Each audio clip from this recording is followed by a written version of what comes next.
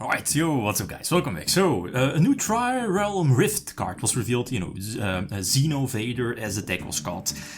Until, what was it, last week? So, this is the new TCG name, right? Trirealm Rift. Let's take a look. It's a card that I personally underestimated. It's, you know, their last card that was revealed from the set. And it does a lot more than I initially thought it would make, you know, it would make an impact. It's a continuous spell that, when activated, it basically, like the field spell, banishes 5 cards, you know, either from the top of your deck or graveyard. Which is nifty, because again, you want to get to 40 cards banished face down as soon as possible to Yata lock, right? So prevent both players from entering the draw phase or using the draw phase.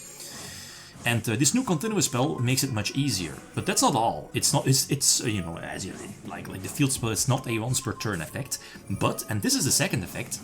Continuous spell, so it's vulnerable, I guess, but you have to sacrifice a low level, you know, very similar to Cosmo, right? Your pilots, a low level monster on field, to reborn a high level, let's call it, you know, Xenovader monster, Trirealm, you know, monster from your banished pile back to the field. So it's a free special summon, so again, it keeps extending. Plus, it also gives you an extra summon from the hand, so it's a card that kind of solves the problems they had before. And it's only one card. Like, I'm honest. In the beginning, I was like, oh, maybe one off, but I feel it's a 3-off. And I started off by playing, what was it, 40 cards, 42. I didn't like that for this deck. I think you can play well over 40 cards to again make it much easier to navigate through you being deck out, right, at this point, because again your opponent could just potentially pass, and if you're not having, you know, banished 40 cards face down, you're forced to draw, and then without any deck, you know, you lose. So by playing well over 40 cards, that makes it a bit easier. Sure, you're sacrificing some consistency, but especially with this new card, I think it's okay. And another reason why I'm running a bit over 40 cards, what was it, 47 or 48, is now I have a bit more space for hand traps, non-engine. The last 2 non-engine cards I added were Thief again. I dropped it before, but I like it, especially when going second, and Harmonia, because it's a super flexible hand trap. Sure, the links are kind of important for this deck, but going first, going second, you can still navigate through their negations, and you know, Harmonia is a powerful hand trap that helps you when you're going second. Anyway, this shouldn't be a full card, like, which should not be full, you know, full combo, should not still be full combo for Yami, because of the Dark Magician, so let's wait. Feels like Master Duel. You're waiting minutes and minutes for your opponent to finish. Anyway, so Harmonia again blocks us from using extra deck monsters effects, bar Synchros. So potential Chaos Angel is still there, but our hand is pretty okay. Like Desires is ridiculous in this deck because again, you know, those banished 10, it's basically your engine that you have ready in your banished pile. But Little Knight is a problem because all of them, you know, when they are summoned, they all banish the top cards of your deck, so that triggers Little Knight, and that's a problem. Anyway, their board is, I guess, you know, Bar Herald probably the best board that they can pump out, almost like maybe Masquerina for the Fancy Ball probably during our turn, when they're not locked. We draw Thief though, but yeah, sure, it impacts because it forces the surprise, but here in this case the Link Rebo does prevent, or you know, does protect our board as well. So we still have to play, we still have to activate stuff. Don't do this against the Xenovader deck, right? Because again, at least they want a non-occupied monster zone, right? Because that you know, you will gain those beneficial effects, especially the level 1, which is basically a Cyber Dragon. Anyway, this is what I was talking about. Level 3 always triggers, so that's some easy bait for Little Knight, which hurts a little bit, so we have to navigate through their disruption. And I think bar maybe potential hand traps. They had 1 left on field, which is this one, the Book of Moon, which you are negating, sorry, by you know, one of our lights. The level 2 is a light, level 5 is a light. And you still have our extra normal summon, so here the continuous spell definitely pays off. And speaking of hand traps, the reason why I think this deck definitely has potential is you're dodging a lot of hand traps. Like this deck can play Underbell. Ogre is strong against this deck, but you know what I mean. There are a lot of hand traps that this deck doesn't fall too quickly, or doesn't die too quickly. So again, that's a nice addition for this deck. Anyway, again, not once per turn. You know, the once per turn effect is the continuous effect, the reborn effect, you know what I mean. So we got rid of the field spell thanks to the level 8. And I'm not so sure how many cards are... I think we have well over 40 cards banished face down, no? Oh no, was it this game?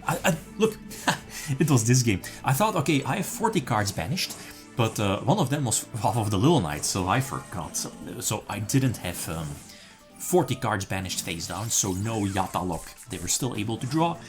I mean, in the long run, it's fine. The trap, I think it's fine as a one-off. I wasn't running it in my previous video, but again, this continuous spell makes things much easier, much more consistent, so I like the one-off trap. Let's see. Keep in mind that, I guess the weakness of the deck is that some of the Xenovader, you know, Trirealm Rift monsters, they lock you, right? So make sure that you use your other effects first, especially during their turn. Okay, going first again, level 1, banish 1, get stuff back. Here was what I was talking about. Sure, they have hand traps in their hand, not Imperm, not Failure, but you know, we can dodge all of them, basically, right? Again, the mill 5, not once per turn, so again, we're working towards, whatchamacallit, banish, there's the Ash, on our Destiny draw, which we are going to negate with level 5, send back the Fire, so we are able to banish 2 and draw 2, which is fine. Again, drawing, I guess, you know, disruption. The teleport is not live now, because we cannot activate it. But again, we are working towards, I don't think we are able to banish 40 cards, at least 40, you know, face down. So this Power Patron is kind of like a sick card. Like, for whatever reason, the card is generic. And like one of the best links, I guess, currently in the game. Generic link 3 that banishes all cards from your opponent. Sick stuff. But again, keep in mind, you know, the Xenovader lock could still be there. The quick play spell is kind of sneaky. Luckily, the edge is there to prevent, you know, the dodging. Or, you know, dodging, I guess, using the monster for Synchro Summon. We pop it. We don't want to give them the opportunity to go for the Synchro Summon. They do have the Rotary, which we, I think, aren't going to bounce back.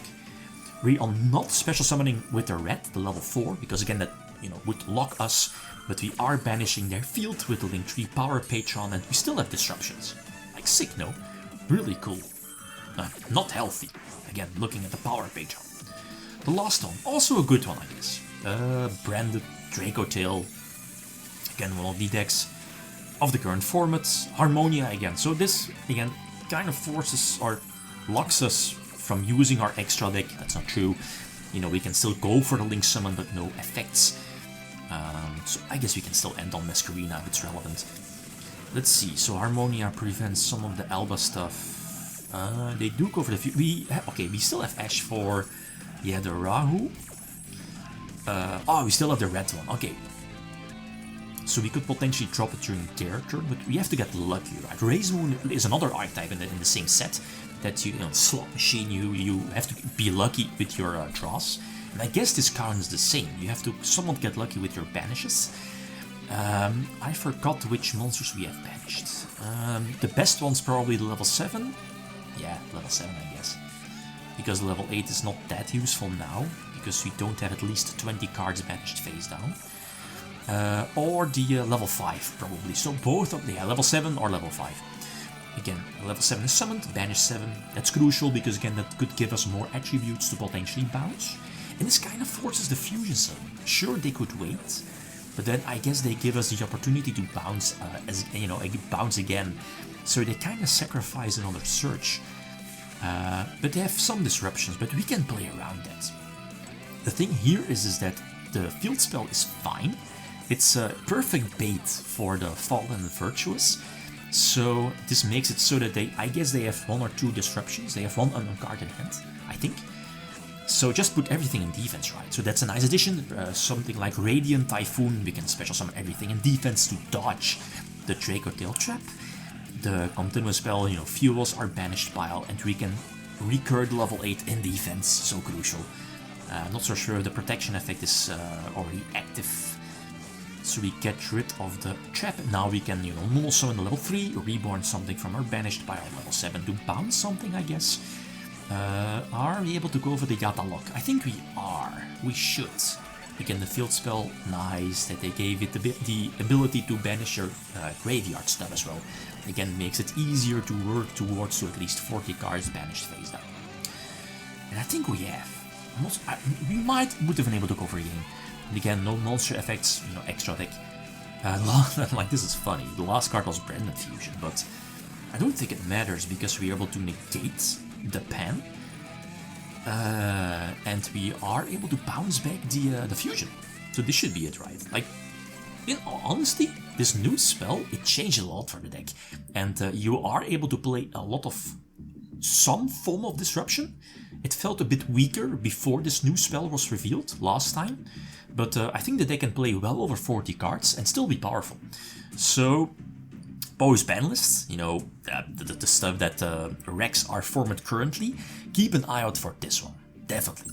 Okay, guys, thanks for watching. Feel free to leave a comment or like if you enjoyed the video. Leave me signing out. Peace.